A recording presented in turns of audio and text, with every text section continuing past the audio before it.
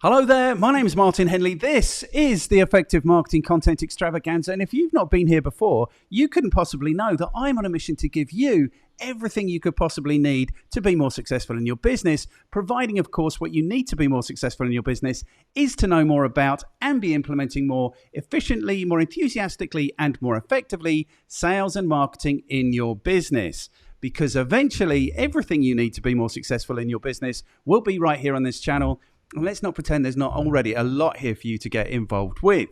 So what goes on here is I'm here on a Monday giving you everything I know about sales and marketing. That's the What the series. On a Tuesday, I pull in anyone I can find with experience to share if you're looking to be more successful in your business. That's Talk Marketing on a Tuesday. On a Wednesday, every other Wednesday, Melanie Farmer comes through and we look at the marketing news and speculate wildly about what it might mean for you in your marketing life, in your business. And on the other Wednesday, I review so you don't have to. On a Thursday, very occasionally, I'm here thinking out loud. And on a Friday, we review, no, we don't, we react, the very best and the very worst of marketing content on the internet. So if that sounds like it might be interesting or useful, please tell me it does. We're only here to be interesting and useful. Now would be the very best time to like, share, subscribe, and comment and get involved, because that will give us the motivation to continue on this epic journey. Now, you lucky sausages, today is a Wednesday, if you're tuning in on the day that we go live, which means that Melanie Farmer's here, which means that we will be looking at the marketing news and speculating wildly about what it means for you in your marketing life and in your business. So, good morning, Melanie Farmer, the concierge of co-creation at Crazy Might Work. How are you, sister? Good morning. How are you, sister? Yeah, doing very well. Spring is springing here in sunny Australia. Wonderful. So for most of the world, it's autumn. But yeah, beautiful weather here. Really enjoying. Although I am still wearing a jumper, so it's still like a little bit of a chill in the air. Okay, Doing that's good. well. Well, I'm sure it looks very beautiful. Was I in the Blue Mountains for spring? There was plenty blooming when I was in the Blue Mountains. Plenty blooming. I think it might have been spring. I think I was there October-ish time, and I think I was there Yeah. April-ish time. No, it was October-ish time I was there, definitely, yeah. It was amazing. I got lost on the Blue Mountains, did I tell you? I went walking off on my flip-flops, and then 8 hours later I was still walking. And I tell you how far I went and how much my calves were hurting from walking in my flip-flops. It was 4 train stops away to get back to where my hostel was. 4 train stops. It was far. That's That far, isn't sounds it? very English. I think that's generally what you're supposed to do. You're supposed to go into the Australian bush and get hopelessly lost and wear inappropriate clothing. That's basically as English as you could get. Well Good. done. So there you go. I did that thing. But I remember laughing out loud. I walked around this corner thing, and there was this huge valley, like huge forested valley, with these white parrot things flying, like flocks of them flying across. Oh yeah, And I was on my own, and I it is. remember Yeah. laughing out loud. Do you know what I mean? This is just amazingly good. So we're all jealous now that you are experiencing spring there in the Blue Mountains. So, Yeah. so what did I want to say? We start with a boast, don't we? So do you have a boast other than it being spring? That's not really down to you. I will take credit for the amazing weather. Um, but also, more usefully, we've just run a really cool, amazing race, and that's a bit of a boast because it was just fantastic fun working with clients and having 250 people, or do we have about 20 teams, running around Sydney Harbour, um, solving 15 clues. And it was just such a delight. Very energizing for this group who work in hospitality. So they're used to dealing with customers complaining about whatever. And so we were being the customer service people for them. So they got really spoiled. They had a great time. And it was just nice to energize that sector after all they've been through in the last few years. Fantastic. And did they also misbehave a little bit and get to experience what it's like to have to be a customer in those situations? Yeah, I mean, it is really funny. As much as when you work with hospitality, my experience is there's a part of them that is overly um, kind of forgiving, because they've been the person dealing with the angry customer. But then there's another part of them that sort of lets out all of their "I'm a customer now" rage. So there was both happening, but either way, it was very entertaining for us and for everyone. But this was such a high performing group. They were really very happy to be outside in the sun and running around instead of sitting on computers or behind desks and whatever. So yeah, it was a great, and they really learned. It was all about innovation and that stuff. Lots of talk about branding and marketing. Lots of talk about the customer experience and the customer journey. So there was a lot of that we were doing. Fantastic. Good. That sounds like an enormous amount of fun. I've got a couple of boasts. One of the boasts is I've been talking about it forever, taking my own medicine and getting some paid advertising happening on the channel. Well, that is now happening. So now if people search for marketing news, they have a chance of finding us, because Lord knows YouTube wasn't helping us or interested in helping us at all. So that's good. I'm pleased that that's happening. And then the other thing I've been doing is investing a little bit in my well-being. I've invested in an ice bath, which is actually a chest freezer, which is sealed up and is a quarter half full of water at 10 degrees. And this morning I got in and I was inside for like 5 minutes at 10 degrees and I was completely submerged for about a minute of that. So you know you're alive when you get that really cold feeling in the middle of the top of your head. And it's amazing. And then I get out, I don't know if I'm 8 or 9 days in. So the first day was like a minute, so I'm building up. That's amazing. You know you're alive when you get in an ice bath in the morning and like your fingers go numb and your toes go numb, and then you stand in the sunshine for like 10 minutes. That's awesome.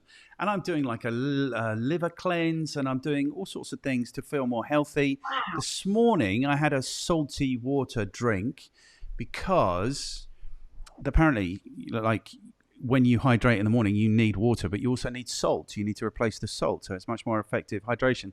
So I'm doing all these little things to improve my well-being. So those are my two boasts. I've done something for the channel, and I've done something for my well-being, which is good.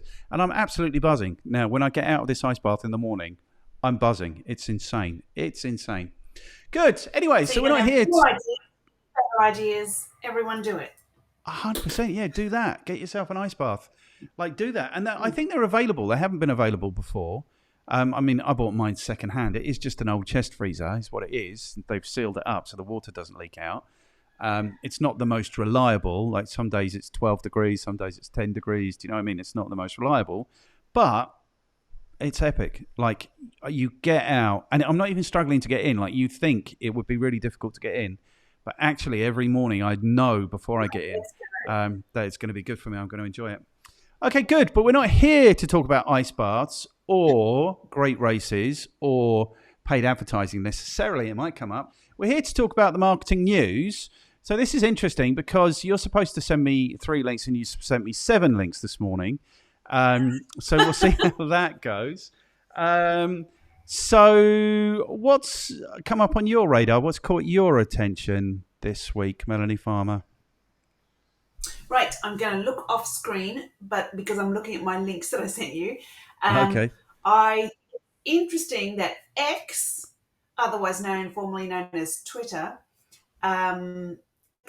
is launching their first stage of job listings. So that's effectively competing with LinkedIn, which is the predominant platform for that. And this is, I guess, Elon's bid to do really build the Does Everything app. So it's the claims that they're making and how they're going about the job listings in X. Okay. The second story is that Facebook and Instagram, and actually many others, are now allowing EU users to opt out of algorithm sorting. So this is what we've been calling for a long time, which is, will you stop presenting me with lots of content that I didn't ask for? I want to just see my friends, or I just want to see, control much more what I'm presented with. And it's just to comply with the Privacy Act and so forth. So turning on and off algorithms in Europe. The third one I sent you, and we don't know if we're going to get through all of these, guys, but I got excited, was interesting news of what's going on in the metaverse. I always like to just, dip my toe in and see what's going on there. And there's this partnership sort of going on with Rayban, but it's these glasses where users can live share what's going on and interact with their followers using these Ray-Ban glasses. So I've got some thoughts about, how ridiculous that is, and we'll come to that. And then the last little bit is just a cool sort of thing that I spotted around, and we may not get to that either, about how Chat GPT and artificial intelligence is now allowing you to modify the tone of your artificial message so that you can be formal, professional, or colloquial, or so it's just starting to realize that one size doesn't fit all in terms of the content that Chat GPT generates. So that's kind of interesting about tone modifiers, and I don't know whether that's going to there you go. Excellent. Okay, so what I've also got a Twitter story, but I don't know how interesting, useful my Twitter. I just wanted a Twitter story because I've got, or X, if I don't think I'm going to ever stop calling it Twitter personally. I put like the story I brought is crypto scammers exploit verified Twitter accounts, fueling fraud concerns. But I just wanted a Twitter story because I want to give you my Twitter news. So there's Twitter news coming. Then I've got like an opinion piece, which was on Marketing Week. Should marketers have a universal framework for effectiveness? So clearly, being the effective marketing company, I have a view on that. And I think that should be the only conversation that happens in marketing personally. So I think we should have that conversation this morning. And then I've got a couple of news stories also from Marketing Week about consumer confidence and global advertising spend, which is going in the right direction. And so I've put this in order, like your Twitter story first, then my Twitter story. I'll give you my Twitter news, X news, whatever it is, and we'll go through it like that. So let's get it started. So X officially launches the first stage of job listings for verified organizations. What's going on here?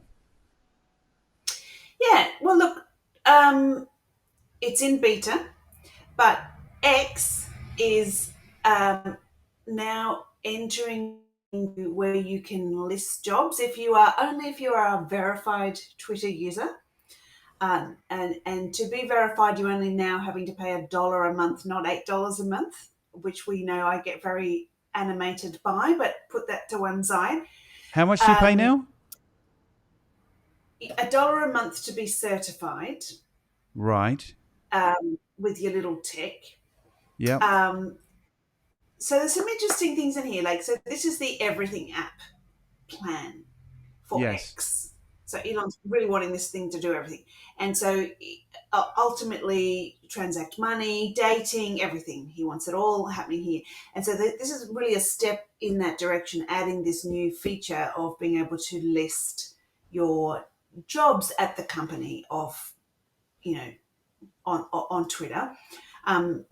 In this environment. So I do think it's interesting because it's not how I would, it's really not for me. Twitter is meant to be your 100-character vibe. It's not where I would be thinking about job applications sitting, but it's really, then again, they're just tweeting jobs and you click and go, and it gives you, the profile, and you can view all jobs, filter, and so forth. So it's there. But what was interesting in this story is Elon tweeting. Is it going to be called tweeting or Xing? Anyway, where he says, please don't be super cringe like LinkedIn. Ugh, I can barely even type the word. Now, apparently this is what he's tweeted a month ago. Really funny language. I can barely even type the word. So the fact that he's actually tweeted his competitor and thrown them under a bus and said they're cringy. I think that's kind of interesting in itself, but it's not it does feel to me a little bit confusing in terms of identity, because Twitter is known for being a platform for influencers and sports stars and business, like Elon himself. Now it's looking like it's trying to be for companies in general to post and use as recruitment. So it's a real kind of shift sideways. They have a huge competitor in LinkedIn. And what I would say, when you look at the revenue stories of Twitter versus LinkedIn right now, Twitter fell off a cliff, as we know, for quarter four 2022 and quarter two 2023. That's where this other link that I sent through to you. So it's really like fallen off a cliff due to drop in advertising revenue. Temporary, most likely. No one's really betting against Elon with his track record at this point. Maybe it's a drop they had to have. But if you look at LinkedIn, they have increased 26% to 14.5 billion in the last year. So that's their highest percentage growth in 3 years. They are going gangbusters. Okay, good. So let's do this, because you've bought the receipts. So Twitter revenue and usage statistics 2023, like this business of apps thing is a beautiful thing that I'm only seeing now for the first time. So this actually provides the data of what's going on with these things. Who is in charge, what happened, what's going now. But that's interesting there, 90% of Twitter's revenue from advertising, and then that just fell off a cliff. And if you can see that it starts to go down, to be expected anyway when you get to it. But look at that.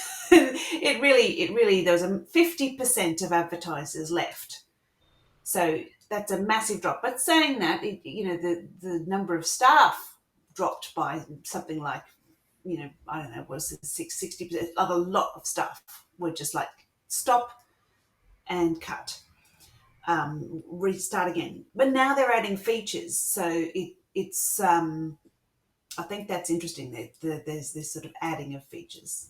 And really, his heritage is in PayPal. So, of course, payment is going to be something that if you can get that happening and people are relying on that in the platform, you can do everything in there. Yes. Okay, so it was already down 11% on 2021, Twitter's revenue, down from 4.4 billion. So this is a very confusing chart here. So he took it in, there's no quarter. Oh, it's only reporting quarter two and quarter four. Okay, yeah. So 2020. So here is where he took it over. Okay, here's what I think. I mean, I think this app is, and this is LinkedIn. So I think also had a blip at the end. Oh, here we can click on here and it tells us. Okay, quarter four 2021 was the high. They also saw a drop in 2022. But they are reporting on all quarters on LinkedIn, interestingly. Okay, quarter one, 2023, quarter two, 2023. So they are coming back. Here's what I think, why don't these people, just pick a lane? Do you know what I mean? Why does everything have to do everything? Because everything doesn't do everything. Do you know what I mean? It's like, pick a lane, do what you're good at. I mean, you wouldn't bet against Elon Musk for almost anything these days. I mean, I just think it's incredible what he does. Like, even with the cars. What's the cars called? Tesla. Most valuable car brand in the world. But most valuable car brand in the world. But what he's done there in a marketing sense is insane, because everybody knew, or I thought everybody knew, that all of the pollution, all of the environmental cost of building cars happens in the production of these cars.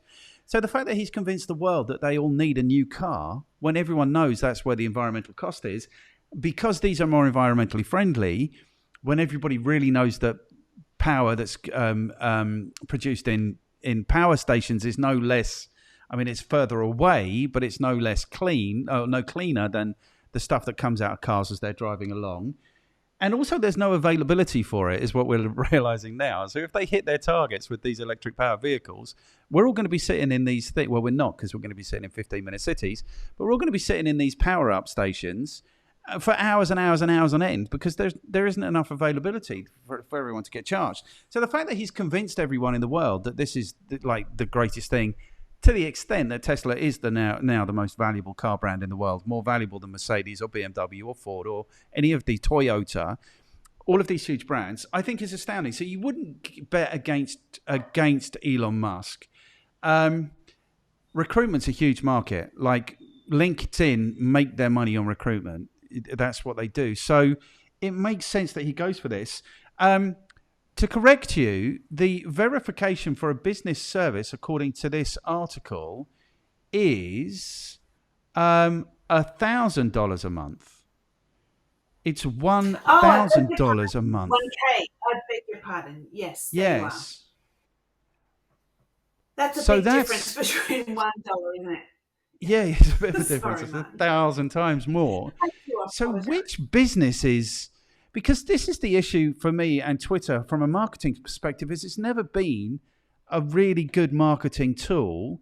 The advertising, the targeting's rubbish. Twitter don't know anything about their users, so they can't tell you anything about their users. So this is why I thought the verification was a good idea, because now they've got their bank account details at least, and now they know they're real. But then this comes round to my story, which is these crypto scammers, bless them, are now exploiting verified Twitter accounts, fueling fraud concerns. So this is the thing, it just goes full circle. So what is the answer then for Twitter? I mean, I don't know. My Twitter news is, we looked at, I couldn't log into my Twitter account last time. Yep, well, I can't. It's gone. My Twitter account that I opened in whenever it was, 2008, maybe 2009, which had, I think, 70,000 followers, is gone. So if you try and find my account, like if you just search for my account, then it says that I'm in breach of their terms of service and it's been suspended.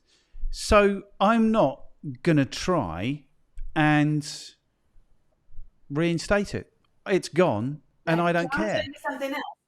You remember how I said I had to give blood in order to get in, and I got in within a window of opportunity where it didn't boot me out because it would have done what it did to you. I got in, but it wasn't after I gave blood and iris scans and fingerprints and whatever it needed from me to get in. Yep. Once I got in, then I had a look around, thought about it, and I thought I want to deactivate my account. It won't allow me to deactivate my account. It says there's not available at this time. I'm like, the function of deactivating my account is not available. And that has been true for 2 weeks. So you're telling me I cannot, so you can't activate your account. I can't deactivate. That feature is not available to me. Now, imagine if that's at scale. They don't want everyone clearing off. They've verified I'm a person, and now they won't let me go away because they can count me as a person. Is that what's going on here? Because I sort of went, stuff it, I give up. I'm not going to deactivate it then. But it's of course, it has verified me as a user. So let's just acknowledge you're on one again. I really enjoy it when you get on one about Twitter. So the thing is... I don't think, I know that you don't particularly enjoy Elon Musk. I don't particularly enjoy Elon Musk. The thing is, I have been uncomfortable with social media for a long time, probably since about 2016. But I always felt like because I'm a digital marketer, I need to be on these platforms. But the truth is, I never look at Facebook anymore. The Twitter's gone away and I don't care. at the nadir, I would stand up in front of groups of people and say, I get 1,000 visitors a month from my Twitter account, and that is worth whatever a visitor was worth to my website. It was worth probably several £1,000s a month, because if I had to pay for that traffic, it would cost me £10 a click or something. So it was truly valuable at that time. But I can't remember the last time it was valuable. It would probably be 2014 since I stopped really driving it. So I don't think I was ever... I've recently been the best Twitter user, but now it's gone and I'm not going to miss it. And I'm not going to... Like now, I've been posting all of these things to Twitter. There's no traffic comes from Twitter. Like I might get 2 or 3 views a month from Twitter, So I think that's the news. It's like I'm not on Twitter anymore, or X, or whatever he wants to call it, and I'm not going to be on Twitter or X because I'm not going to invest the hour or 2 hours or weeks probably that it's going to take to go through some ridiculous verification process like it takes to go through with all these things. So the thing is, I'm not going to call it a bad decision on their part because I wasn't the most useful user. Do you know what I mean? I was never going to click on an ad.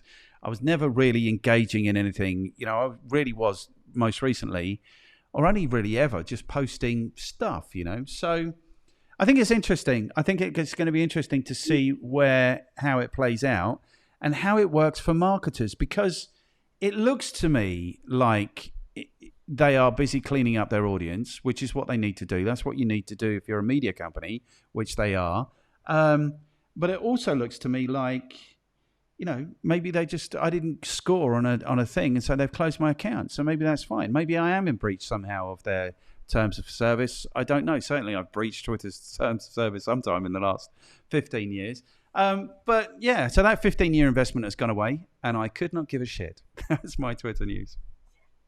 My thing is, if you're in recruitment, sales, that sort of area, it's one to watch in terms of LinkedIn's response to this, because, there are other platforms like Seek and whatever, Find, but really the dominant player in this is LinkedIn. So their response is going to be interesting, and it's not like they are running out of money or going south. They are adapting and doing a lot of new things as well. So yeah. I'm going to be interested in, they're going head-to-head in the ring. Let's see. So I'm getting the popcorn for that. And I'm not okay, can I make a prediction? Yeah. You won't need any popcorn. There won't be any response from LinkedIn. LinkedIn is probably the least dynamic of all the social media platforms. It's changed once meaningfully since it was launched in 2003. And that was just after I produced my course, and they changed all the UI. So I had to redo the whole course again. So I'm sure they only did that to annoy me. There's nothing new happening at LinkedIn. There's nothing. So maybe I respect that. Do you know what I mean? LinkedIn have their lane. They're in their lane. They're doing well. They do what they do for their market really well. And, I don't think, for me, recruitment is huge. Probably 90% of what LinkedIn does is recruitment. So if it's $26 billion a year, that's $23 billion in recruitment. It's a big, fat market. So it makes sense that they go after it, but it doesn't make sense necessarily from a user's perspective. The next thing that I would want from Twitter would be not that. Do you know what I mean? And especially from an advertiser's perspective, the next thing I would want from Twitter would be also not that. Do you know what I mean? So I think it's interesting. It's definitely moving. Twitter is the most dynamic. That rebrand has to go down as the worst example of a rebrand that I've ever experienced. Because I was thinking before, we spoke about it 2 weeks ago, but this thing that you're a noun and a verb, you think about it, there's Google, there's Hoover, and there's Twitter. They're the only 3 brands that have ever achieved that in the history of capitalism, and they just threw it out the window. Do you know what I mean? It's nothing. Do you know what I mean? That's insane. It's insane. Yeah. Yes. Yeah, it is. It is hard to get your head around. Because now you're Xing. Anyway. If you're Xing, but I don't think you will be Xing. No one's calling it Xing. People are really struggling to call it something other than Twitter because they did such a poor job of this rebrand. You can't just tweet and say, now we're this, and change your logos on things. But if you want to share content from YouTube, it's still called Twitter, or from LinkedIn, or from whatever, then it's still called Twitter. If If I want to share content on my phone, then it's still Twitter. It's like this is I think really poor. But I think it's going to be interesting. But I'm going to be much less interested because I'm now not involved anymore. I do not have an X account, and I'm really quite happy about it. Okay, good. Shall we go to your next story? Because we did my first story at the tail end of yours. EU users can soon opt out of algorithmic sorting on Facebook and Instagram. This sounds like an eminently good thing. Yeah. So, I mean, look, it is compliance and regulation driven. But however it's driven, it's a good thing, I think. And it's essentially saying that the European communities can finally say, I'm not interested. I want to only have stuff from people I follow. I want those in chronological order, from newest to oldest and whatnot. And I don't want your algorithm messing with what I get presented with. Turn it off. So there's an opportunity for EU users to switch it back on again if they want to, but to have it switched off under that regulation. So there is a discussion going on in the world of marketing around the fact that the reason that these algorithms exist is because they do actually add value. They wouldn't just do it. And so there's a sentiment that is saying sensible people aren't saying that at all. Probably, but they're going to turn this stuff back on when they realize how good they had it. But I don't care. That's fine. But they need the choice. The fact that you're giving them choice is what makes me happy. It should have happened without regulation, but it's happened. So that's my 2 cents on that story. I'm glad to see it happen, and they're not the only ones. It's Instagram. So there's a few platforms now complying, of course, and allowing that function to be turned off. So we're not getting, targeted as much. Right. So here's my 2 cents. My 2 cents is that these social media platforms haven't been social media platforms since 2014, since they introduced these algorithms, since they told everyone they know better than they do what it is that they want to see. Yeah. So this might save Facebook and Instagram in spite of themselves. It will make it an eminently better platform. It will make it a much better place to actually advertise. The algorithms only exist so that they can screw businesses for money. Do you know what I mean? This could take these platforms back to being social platforms.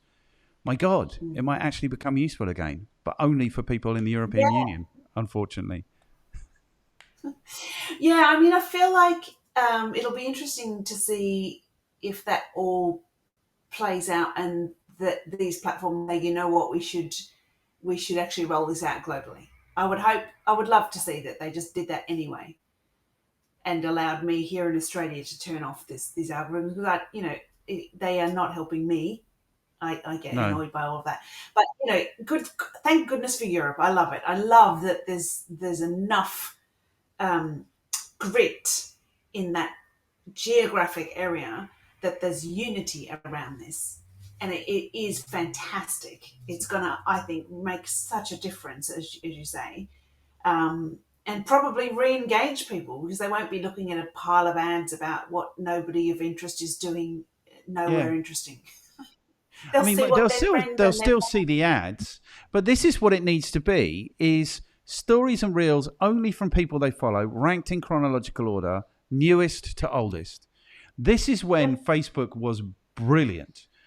I would go so far as to say that I was addicted at that point. I would open Facebook and I would start reading and I would stop reading when I'd read something I'd read before. So I could be there for 25, 30 minutes. Like if I was on my lunch break or whatever, that's what I would do. If I was at a bus stop or whatever, that is what I would do. This might save Facebook in spite of itself. Because now, if there's an ad, I don't care that there's an ad because it's in content that I want to see, rather than there being an ad that's in content that I don't want to see. So I don't look at Facebook anymore. Because immediately I'll see something that I've seen before. And I might not look at it for 3 or 4 or 5 weeks at a time. So how can the top post be something that I looked at 5 weeks ago? It's ridiculous. Good. The European Union is going to save Facebook. It's ridiculous. Save the world. Good. I love it. I'm so happy. Okay, good. Let's go to my next story, which is something that I get really excited about, which is this idea Should marketers have a universal framework for effectiveness? I say yes. Take it away. I say, should there be a universal definition of what marketing is? Yes. Should you need to know what marketing is before you start work in a marketing role? Yes. Do you know, all of these things, in marketing, there is an enormous need for standardization, and oh my God, I'm going to get on one. It's like when an electrician turns up at your house, he has standards. Do you know what I mean? It's not like every electrician gets to call a wall socket what they want to call it, or put the colors around the way they want them to do it. Do you know what I mean? It's the same in every job, even in like accountancy, in all of these things. Like the terms are established. Everyone knows what the terms are. Everyone knows what the practices are. There is compliance. There are federations. There are standards. Marketing, it seems to me, gets away with and suffers from this huge vagueness that nobody really knows what it is. So when I teach marketing, I teach cost of customer acquisition, customer value, and what I equip those people I teach with is numbers, metrics. So they go to their boss and they say, this is the value that I'm delivering. This is the profit that I'm adding to the bottom line. Do you know what I mean? In which case, the boss then will always be happy to invest in marketing because they'll know what the return looks like. So this idea that there should be a universal framework for effectiveness seems to me to be the only thing that makes sense in marketing. The only thing that could possibly save marketing is this idea that everybody knows what they're supposed to be doing and what they're supposed to be reporting and how they're supposed to be reporting it, so that businesses finally get to know what it is that they're buying and how much it's costing and what the return is, so that they can continue to invest in it. Some marketers have become arrogant, she added, suggesting they've forgotten that marketing is meant to be in service of a business. That's so true. We see it all the time, like with Bud, with Walmart, with all of these things. It's like, no, we're not here to drive value for the business, pounds and pence, dollars and cents. We're here to drive agendas. It's like, no, you're not. Do you know what I mean? No, you're not. And this is the huge danger of it. I mean, this is a very short article, but obviously when I saw it, I leapt at it, because this for me is what marketing needs to do. There needs to be this standardization. And it 100% works. Do you know what I mean? It's not even like it's a mystery what the metric should be. The metric should be adding profitability to the business. Do you know what I mean? That's what it should be. What do you think? I wonder why marketing hasn't standardized in the same way that plumbing and electrics have, and if there are other sectors that likewise haven't standardized. And Name I one. speculate. Name one. That IT, so no. Law, no. Law. Medicine, no. Well, HR, so medicine, law. law. Medicine, yes. But there are. If you talk to different law firms, they'll use different words. So, They have to study for 7 years, and then they have to do their articles for 5 years before they get to be a lawyer. Yes, true. Law is 100%, but then they can freestyle maybe, but only after they're 12 years in. Right. Do you know what I mean? Yeah. But you have to do a marketing degree. There are pathways in without a degree, but there are I've done a master's in marketing myself, and you're doing the 7 Ps and blah blah, or whatever's the latest kind of the most current textbook, which is true of any discipline. That said, once you've done those basics, you come out and there are 7 words for customer. So that's already a problem. You've got customers, users, guests, visitors, patients, fans, clients. These are just like in my head, just rolling off the top. So, if that's true, I wonder whether there's because it's an emotional human, language thing in the world of marketing versus plumbing, where you're dealing with objects. I just wonder I don't know, but if the more STEM related disciplines, it's easier to agree on whatever, but because we're dealing with humans and emotions, it becomes less certain. I don't know if that's true. I'm just speculating, but that's what I wonder about. Okay, good. Okay, good. As long as you're here speculating, you're understanding the assignment. It's good. Yeah. Okay, so you've got a master's in marketing. Tell me honestly, what percentage of that was complete bullshit? Well, listen, it was a master's, so not a lot, because I would say I drove the assignments. Yes. So like I Okay, so did it my was own kind of design. research driven, so you were driving it. It was postgraduate, so it's going to be much more anchored in reality in some ways. Not all of them are, but like for Right. me, I actually spoke to entrepreneurs and I actually designed a study. But if you were doing marketing 101 and you were issued with the book Principles of Marketing, then you're doing 7Ps, which are irrelevant the day you walk out of there because the sector moves so fast. I mean, as we know, it's Sector like one doesn't day move this is true. fast. This is, because I think this is, all right, so I'm going to challenge you then. You did a master's in marketing. What is marketing? Yeah. So the principles don't change, is what I'm saying. No, I'm asking you the question, what is marketing? Yeah. Okay, so my way of explaining marketing is that sales is I tell you I'm a good dancer. Marketing is somebody tells you I'm a good dancer. Either way, you dance with me. These are the differences between sales and marketing. This is my way of explaining it. So it's essentially, for me, marketing is the reputational drive to come and engage with me. Sales is a bit more usually a push where I directly come and engage you to come and engage with me. Okay, there you good. go. That's Yeah. but So, how you do that. but you see, and we're like in how trouble you do already come, because you're talking about dancing for some reason.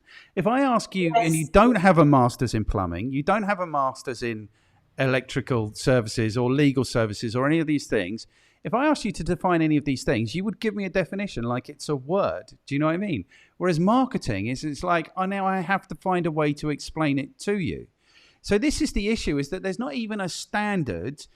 And I put up definitions on my courses of what marketing is. I'll give you 15 for as many dictionaries as there are, as many books of marketing fundamentals as there are. I can find you a different definition. Do you know what I mean? So this is why I'm saying there should be some standardization.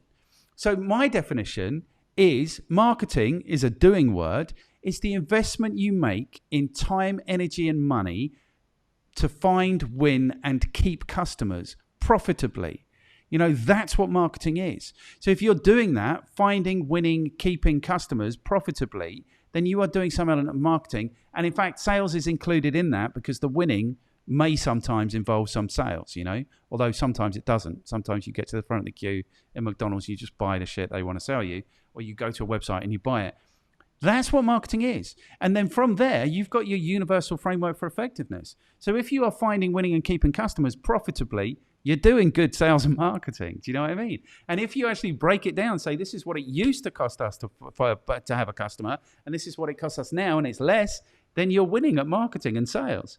And if you say this is what a customer used to be worth, and now they're worth this, and it's more, then you're winning at sales and marketing. Marketing gets away with this. I don't know how or why it gets away with it, but it does get away with this vagueness, and it's complete bullshit. Do you know what I mean? It's why the marketing is the first thing you stop spending on as soon as there's a recession. But the fact of the matter is, if you don't have customers, you don't have a business. And people go into business and they don't know that the business is about finding, winning, keeping customers. So they're just there thinking, I'll just keep making my great donuts, I'll be fine. No, you won't. And I am as guilty now because I'm putting out all this content and I'm not marketing it. Do you know what I mean? So it's just letting it free into the world. But of course, it's not going to be effective until I start landing it on the people who are really going to get value from it. So you've got me on one. This is the issue. Yeah. There needs to be a standard definition. There need to be standard metrics so that everybody knows if you're not marketing, you're not going to be in business for very long. And that's why, whatever it is, 30%, 40% of businesses go out of business in the first 12 months. They don't know that they're supposed to be finding and winning customers. Sorry.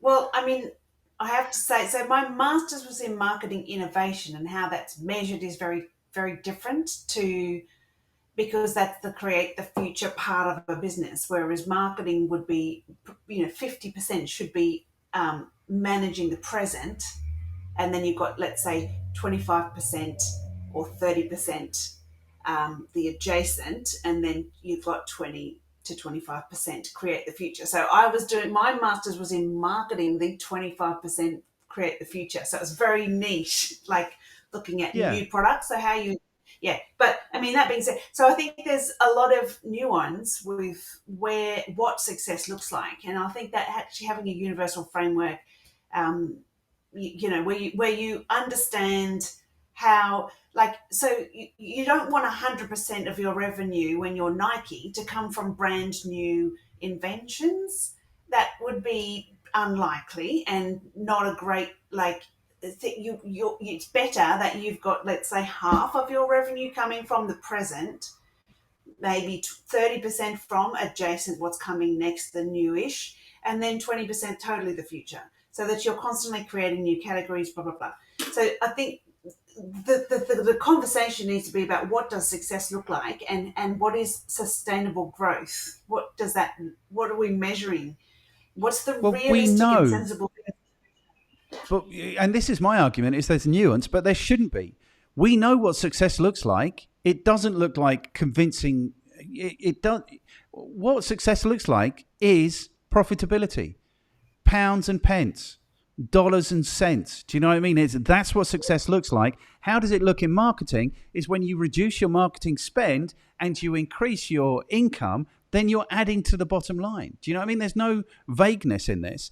So, for example, we go to the 4 Ps. The 4 Ps are product, price, placement, promotion. Okay, good. Where's market? Then you've got 7. Wait. But where's market? Where's understand the market? It's not in the 4 Ps. It's placement, to my mind. Placement is understanding the market. Placement is where you put your product. Placement is how you brand your product. It's all those things. Like, understanding the market is 80% of marketing. It doesn't appear in the 4 Ps. Yes.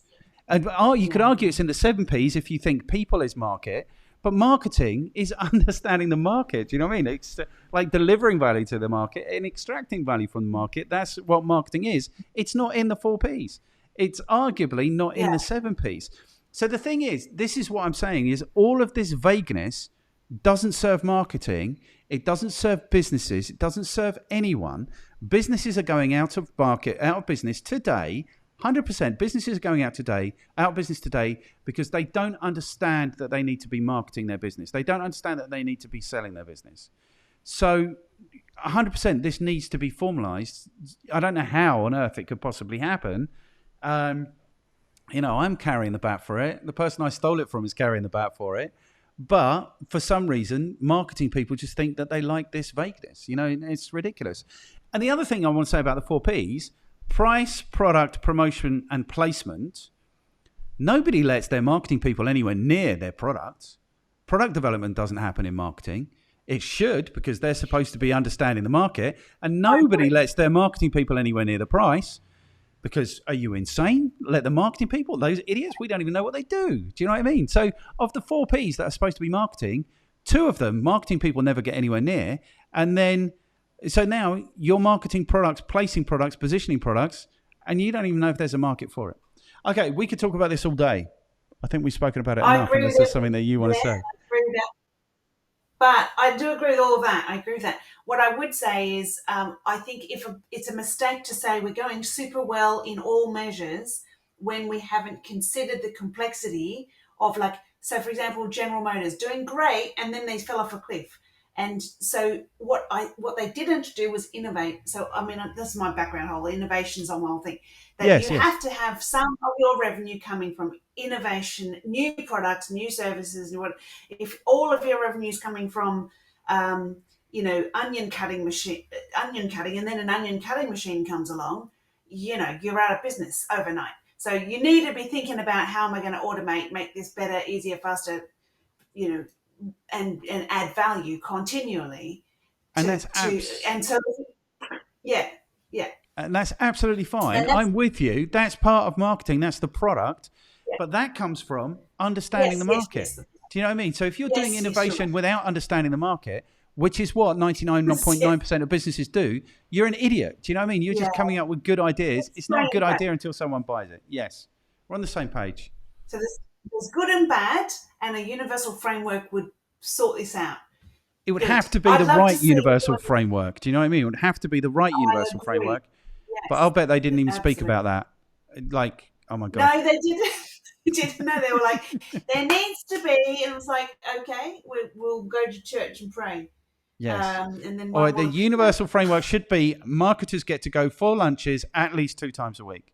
Like the amount of times I've sat with clients and I've said, like, why are you in marketing? They're like, well, for the lunches. Do you know what I mean? It's like, it's ridiculous. Yeah. Marketing is in trouble, all of its own making. Okay, good. Shall we go to another one? Yes. Meta looks to pitch next-gen Ray-Ban stories. You've got an opinion on this one? Yeah, look, this is just a light touch thing. So kind of interesting. I mean, Meta is trying to... I think this is a case of build it and they will come, but that is a bad way to develop products, services, and value, because better that you find a problem and fix it for somebody. And they're just going, look at these cool things. Hopefully someone will one day use them in some way. We don't know how, because we haven't talked to them. But what they're trying to do is add these. This is coming from Google Glasses and whatever. These Ray-Bans are glasses that can see, if you're a content creator, what is going on. So you can be, I guess, freed from having to look at your mobile phone. You just have your glasses, your smart glasses, and you go out and you're creating content and interacting with your users using these glasses. So it's like I've added technology because I can. That's my opinion about this, as opposed to this is what people have been crying out for and they're going to really solve some problems for them. I just don't know that this is... Like, I think this is going to be fantastic if you're an astronaut. You know, you really can't use your hands. Like, think it through. You know, it's just try and find where is this actually a problem. If you're going to do the build it first... I mean, the best designs are those where you've co-created with users and that you've thought about where is there an actual need and a problem. And this is just your classic, I've invented something very cool in my lab and now I'm going to shove it down everyone's throat and find some poor sucker who's going to pay me for it who doesn't need it. I just don't think it's actually... And look at this stat here, 90% stopped using them. Well, that's some interesting data right there, isn't it? So, you know, I mean, get it together. Listen to people. I'm just annoyed by... I'm not annoyed, actually. I just think it's a classic case of building things because you can in the lab and someone's kind of convinced somebody to part with their resources because they've said, look at this amazing tech. And it's like that. I'm not interested in tech. Show me problems that customers are having. And have we fixed those? No, we're not talking to customers. We don't care about all these complaints and we've got all the data on that, but we've just instead made this cool thing. There you go. That's my rant. Good. And I'm going to support your rant because they're saying, indeed, many streamers now wander the streets with their phone on a handheld gimbal and comments coming through a device speaker. Right. So what they're saying in this sentence is stabilization is important to these people, these streamers. How are you going to stabilize a camera in a pair of glasses? You're not. So it's going to be bouncing, isn't it, with their heads, which is not what they want. They want stabilization. They've invested in the stabilization things. Do you know what I mean? So this is exactly what I'm saying about you. And like from the last news story about innovation, is innovation for the sake of innovation is idiocy. Like only innovation should come from customer need. Do you know what I mean? Or an evolution or a... That's where it should come from. And the fact that it doesn't is ridiculous. And the fact that it doesn't, the fact that businesses employ nerds to sit in rooms and create products in isolation with no idea if the market's going to want them. I mean, this is a great example of it. So it makes sense that we went from there. Can I tell you one thing super quick? So as a perfect example, this is innovation. The wheel has been around for thousands of years, a long, long time, the wheel, right? And then suitcases, they've been around also for centuries. The 70s is when we worked out that it might be useful to, hang on, was it the 70s? Sorry, the 70s It wasn't the was 70s. It was the early noughties. They put wheels on suitcases. No. The 70s, they put wheels on suitcases. The 90s is when they put a handle, because they were now pushing around suitcases, pushing them around. So that was just as hard as wheels or no wheels did make any difference. It was when Samsung added the handle that the suitcase with wheels made sense. You need a freaking handle. But the point being, innovation is when you connect things together, and in doing so, you've got really successful concepts that have combined to add value to the client. And now everybody wants their suitcase to have a handle and wheels. But Okay, if you can imagine having a suitcase with no handle. Or imagine having a suitcase now with no wheels. Who do you see carrying a suitcase through an airport? You don't see anyone. Everyone's suitcase is on wheels. So here's the thing. So that's innovation. Okay, so this is the idiocy of the situation, is that everybody thinks innovation is about plucking amazing ideas out of the ether and everyone in the world wanting them. And the truth is, innovation, it comes from really understanding what customers want. You know what I mean? And opening the door to those customers and for feedback to say, this would be better if it looked like this. Do you know what I mean? This is where actual innovation comes from. Actual innovation comes from the people who sit on the production line 12 hours all day, every day, and have great ideas about how the product could be better. Like entrepreneurialism. So Swan Vesta, for example, saved millions because one employee put up their hand and said, we only need the sandpaper on one side of the box. We don't need it on on two sides of the box. And now that's what Swan Vesta is. Do you know what I mean? There's millions of examples. But nobody, no business. I'm saying no business. Almost no business. Like the vast majority of businesses are employing creative people, putting them in silos so that they're not in it, and just expecting them to pull ideas out of the ether. That's not where innovation comes from. 100% that's not where innovation comes from. Innovation comes from marketing. It comes from understanding your market, and it comes from providing channels for your people. This is why, who is it?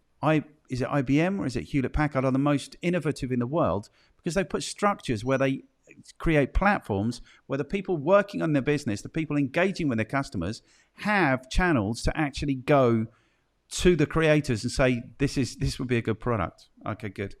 Right, so now we're both ranting. So we've both ranted independently and we've both ranted together now about innovation. Good.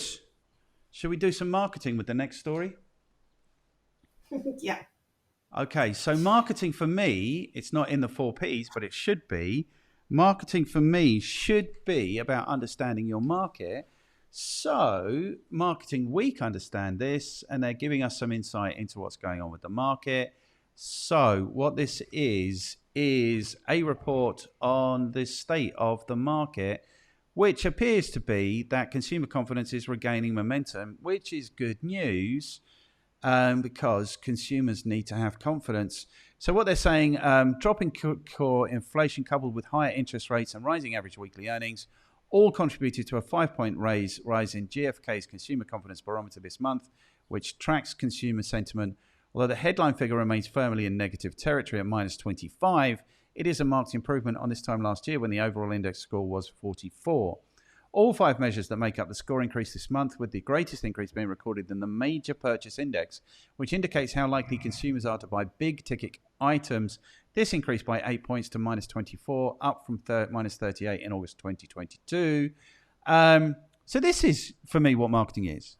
It's like, if you've been waiting for some good news, if you've been waiting for your market to be confident, then now's the time. Ooh. And it appears that some people are doing this kind of work, because in response to this, maybe not in response to this, global advertising is forecast to grow 4.4% globally, which suggests to me the UK market is actually projected to decline in US dollar terms. This is marketing. Do you know what I mean? This is understanding your market, and we are in a situation where we need to understand the market. The market has been turbulent. It has been depressed. We need to be keeping tabs on. So if you have been feeling like there has been no point in investing in your marketing, we're here to tell you in the marketing news, it's a good time. It's moving in the right direction. People are looking to spend money again. So now might be the time that you should start thinking about spending money on promoting your business, on doing some marketing and making sure that you're out there finding, winning, keeping customers profitably, because the wheel is turning again. So now is a good time. Because the issue with this is, and the reason we need to be here, is because all of that advertising spend is coming from the world's largest brands. They get marketing. Do you know what I mean? They get that you have to spend money to invest in finding, winning, keeping customers. And it's the small businesses that hopefully we serve here that need to hear this message. So they are hearing this message, hopefully, if they made it an hour into today's marketing news. Yeah, what do you think about that? Awesome. An upturn? Yeah, that's good. It's no surprise because many sectors that we work with are recovering as well, tourism being one. And so, of course, all of those need to advertise. And in the early days of tourism recovering, there was very tentative advertising, and now there's competition for that tourist dollar suddenly growing. The advertising is required to interrupt, and sort of show you this is my brand message identity, and make that purchase be with you. So Yes. I think this is all happening in parallel. Great. Good. And I would just push back a tiny little bit and say you don't necessarily need to advertise. Advertising is an option. You have lots of options in 2023. What you need to do is you need to market yourselves.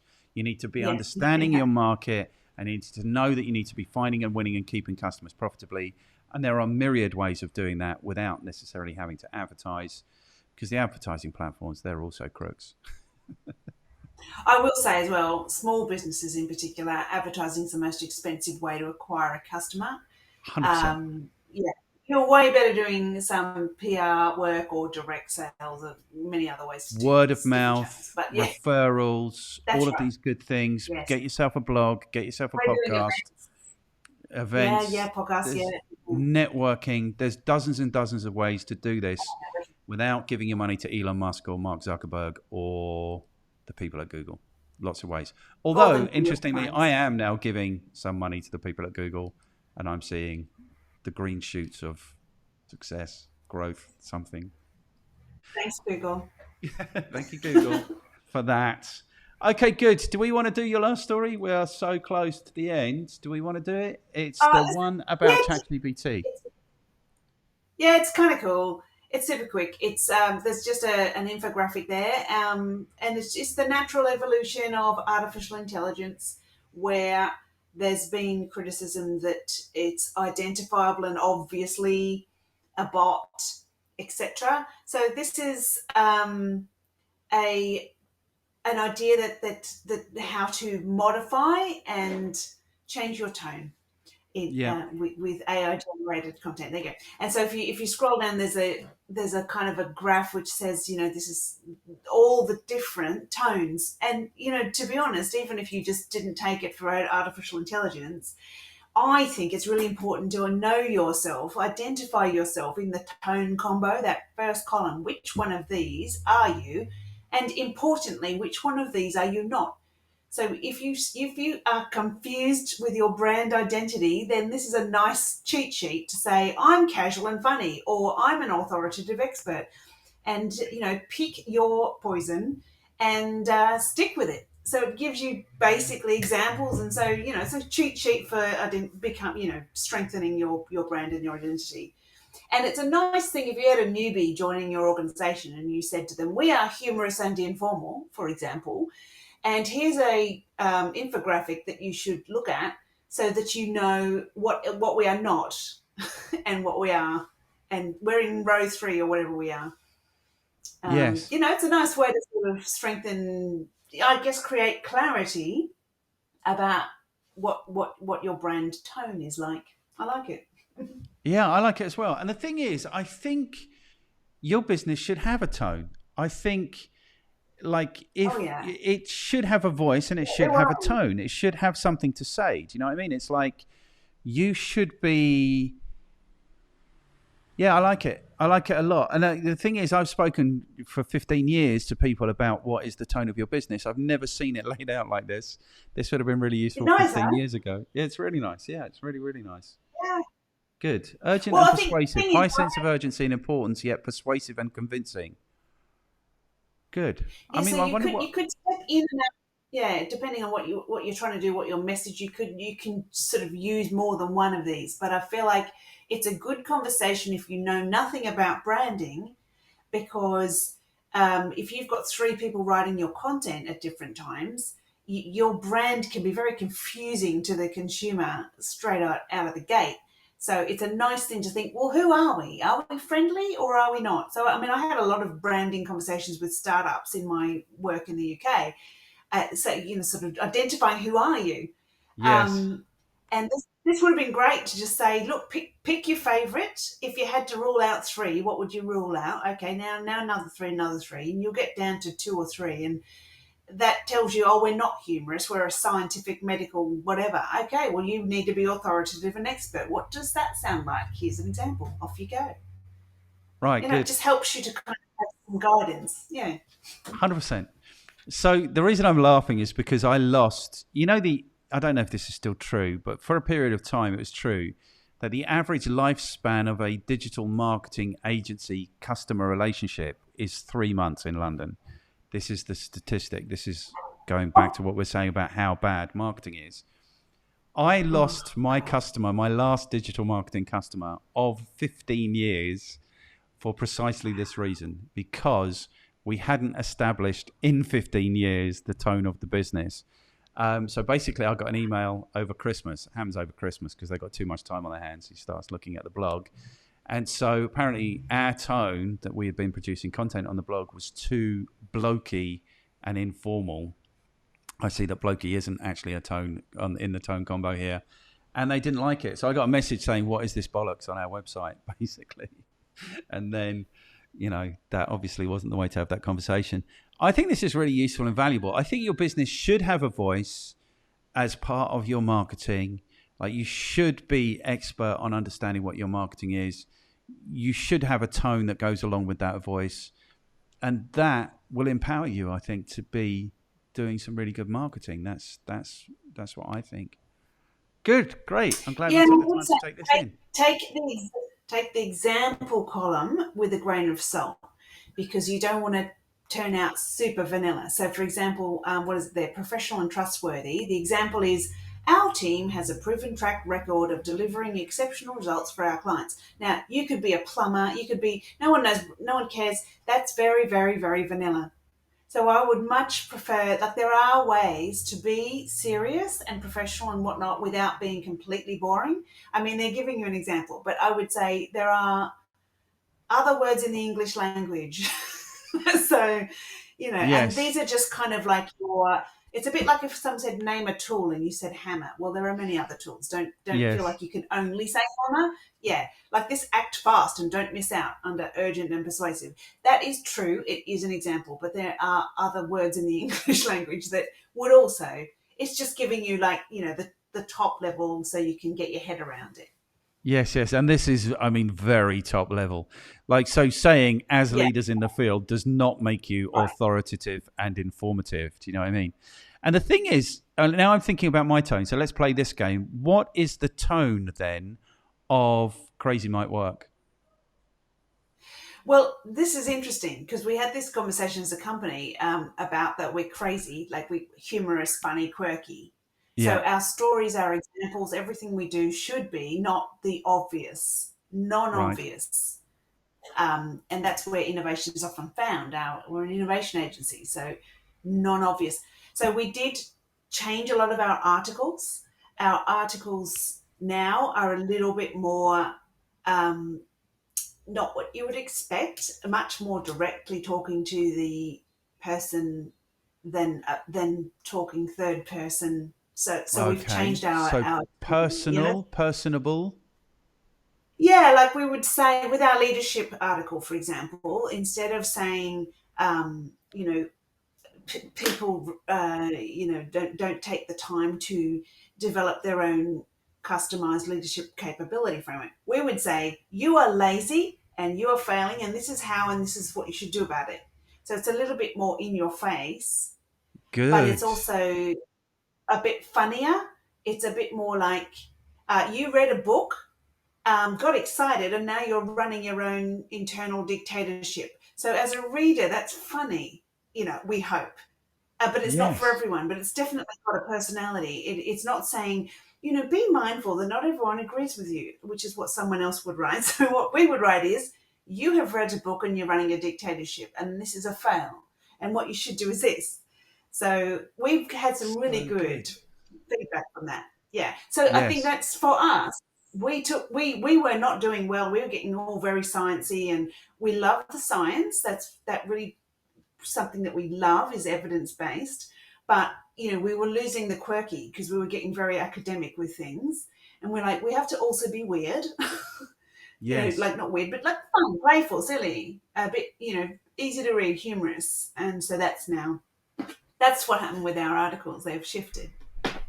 And it's interesting how big an impact this has. So my business is called has always been called the Effective Marketing Company, and our strapline for a long time was take charge of your business with effective marketing. And I invited some customers to the house one day for a barbecue, and I was standing in the kitchen looking at them all fighting over the barbecue.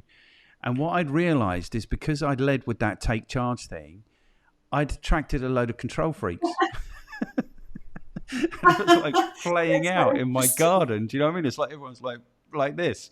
I think I don't know if it's tone, but I think I want to be friendly, funny, persuasive, conspiratorial. I want to inspire thinking. So I don't know what that is. I want and giving people the space to think. Do you know what I mean? So maybe triggering is it, but these aren't necessarily tone words. I think authoritative, professional. I think it's really valuable to have a voice and to have a tone, and that's a good place to start. And I think it's genius because that will differentiate you. Because you're just saying to Yeah. your prospective customers, you're lazy. You got yourself in this situation because you didn't do this. Because people Yeah. know. Do you know what I mean? It's not like they're Yeah. going, oh yeah, my business isn't succeeding because I did absolutely everything to 100%, and the world and the universe are against me. It's like my business isn't succeeding because I'm not getting these things done. Do you know what I mean? And I don't really know how to get these things done, and I don't really know if they're the things that I should be getting done either. Those are the customers that we all want. Yes. Good. Yeah, so I think that there's what you do, why you do it. For me, that little infographic is kind of how, in turn, not that how you run your business, but it's really in the land of how, in terms of like how do you talk to your customers about what we Yes. do and why you do it. It's how. This is how. And my favorite I'm all businesses very have label. personality. They have character. They have tone, I think. That's it. Yeah, Yes. yeah. That's how you Good. talk to them. Yeah. Did we get to the end?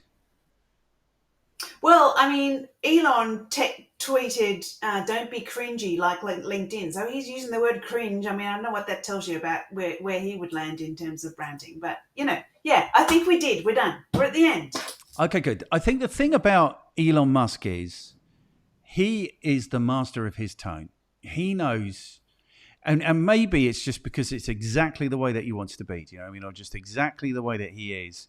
Whatever you say about Elon Musk, you can't argue with the fact that he is clearly a master marketer and PR person. You know, he is clearly that. Like everything he's done and what he achieves and the way he gets people thinking is Our just brand is ridiculous. everywhere. What's We're that? talking about him yet. Yeah, when we're here Everyone's talking talking about him about again. all saying X. Anyway, Yes. anyway. Good. But I won't be Xing because I don't have an X account. Yeah. I am XX. And I will be as soon as I figure out how to deactivate when that feature is allowed again. Fantastic. Okay, John good. Yorks. Excellent. Thank you so much for your brilliant insights today, Melanie Farmer. This has been An absolute treat for me, it always is, and it will be an absolute treat for whoever we have to pay Google to come and watch it, I'm sure. So if you haven't yet taken the time to like, share, subscribe, and comment and get involved, give us the motivation to continue on this epic journey, now is the second best time to do that. Thank you, Melanie Farmer, for being here again. I'll put something in your calendar again for 2 weeks' time, and we will see you again then. Signing out. Signing out. Thank you for taking the time to check out this episode of Marketing News. If you found this interesting and useful, then YouTube thinks you're really going to enjoy this, and this is the last thing that we've posted. If you haven't yet and you could take a second to like, share, and subscribe and comment, that will give us the motivation to continue on this epic, epic journey.